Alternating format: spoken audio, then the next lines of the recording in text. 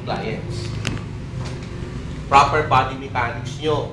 Yung proper body mechanics ng pasyente, dapat ay observe. Dress the client appropriately. Huwag naman naka-gown.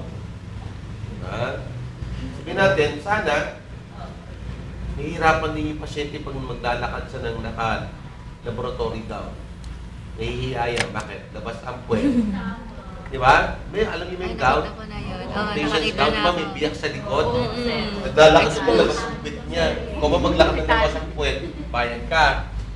Siyempre ba, papay, baka pwede naman sabihin natin medyo nakapadyama siya. O kaya may yung kanyang Close privacy. yung kanyang gown.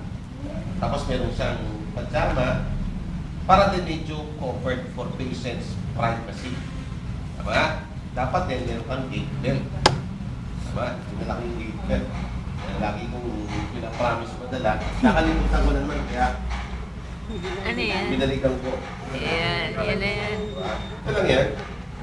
Ito na ilalagay mo. Parang belt. Seatbelt. Seatbelt. Sa airplane. Sa airplane. Wow, pumayan. Diba? Dapat din. Medyo Long, not loosey. too tight. Too tight. Para Kasi kasya yung para kamay. hindi mo mahahawakan sa pasyente. Oo.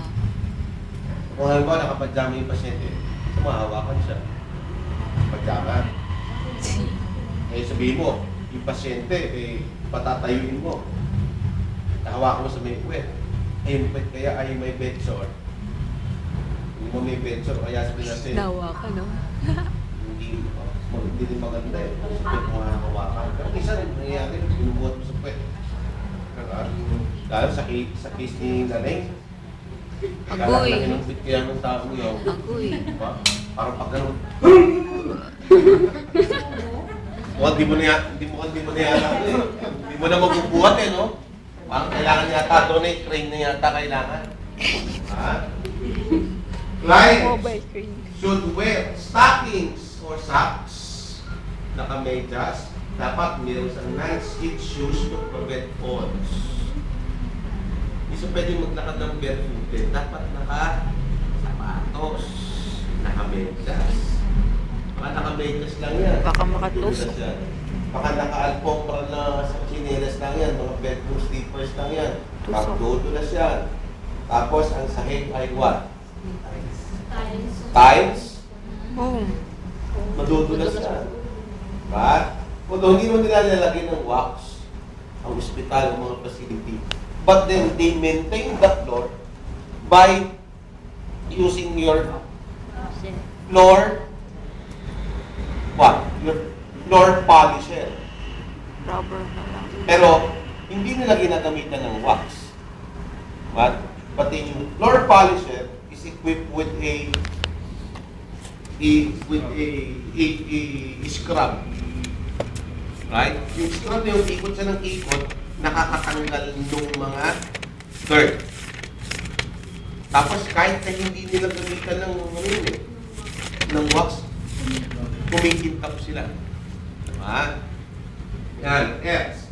Allow client to sit on the side of the bed before ambulating to allow time for him to gain his balance. Katulad ng ginawa natin kay Rainier. Determine muna yung balance. Sitting balance and tolerance. Baka naiupo na ba siya? Nakakaupo ba siya mag-isa? O pwede na ba siyang iupo? Pag inupo mo siya, wala ba siya ng balanse? Nahihilo ba siya?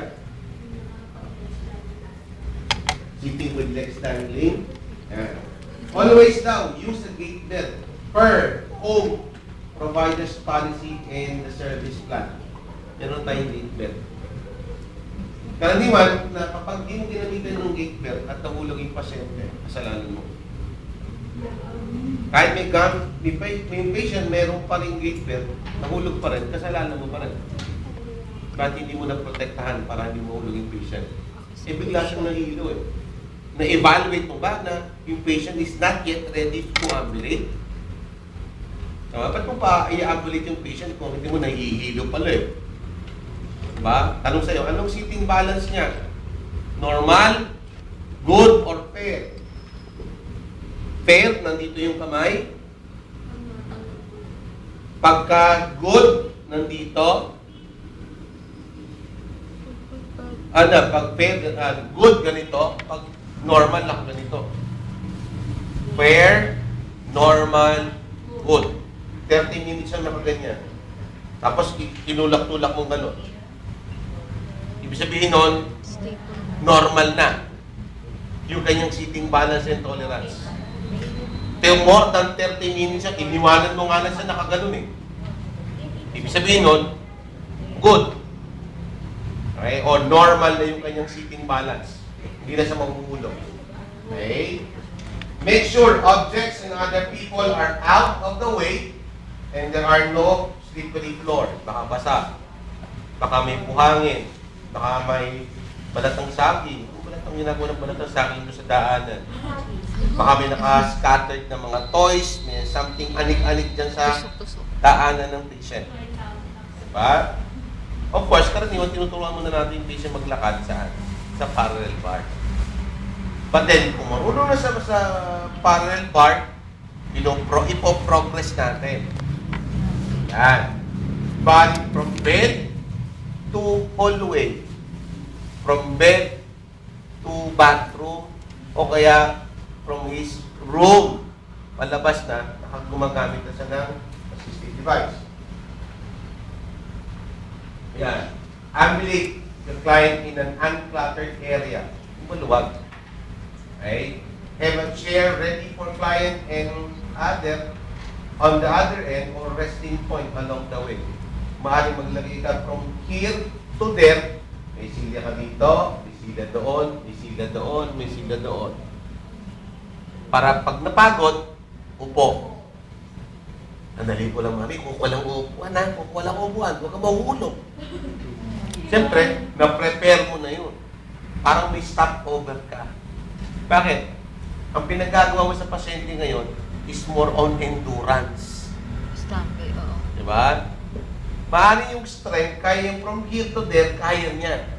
Pero from here to there, medyo hindi niya kaya, medyo malayo-layo na. Endurance. Inunod mo rin doon na ilang steps pa sa mga ilang metro na yung nalalakad niya. At first day, sabihin natin, mga nakapaglakad lang sa mga 3 to 4 meters. Second day, naging 5. Diba? Later on, malayo na yung nalalakad niya. Sabihin nun, merong progress yung patient. Dati, yung patient is bedridden. After you taught your patient how to walk or to ambulate, now your patient is progressing. Hindi nagkakaroon ng regression. Progression. Nagpo-progress yung patient. That is plus factor on your part. Sabihin nun, you are helping your patient to what? To become mobile once again. Malaking Advantage. moral booster yun para sa pasyente. Ilalagay natin sa isang perspective na real life situation. Inanay ko, dati, bago makababa ng hagdanan, ng unang kama, halos buhatin ko na. Pag maglalakad siya, talagang hindi siya makapaglakad. Nahihilo or whatsoever. Then later on, wheelchair, after 3 days, 4 days, 3 days na after operation, wheelchair na kami. Diba? Sabi ng doktor, pwede na siyang paupuin, pwede na nga rin siya. In 3 days time, pwede na siyang umuwi. So, kailangan mo na i-develop yung kanyang sitting balance and tolerance, standing balance and tolerance.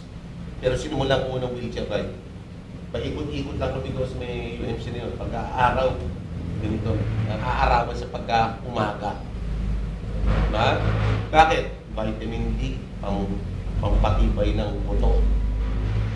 Iba yung sense niya na nakahiga kang ganoon matagal, ang buhok mo ay what?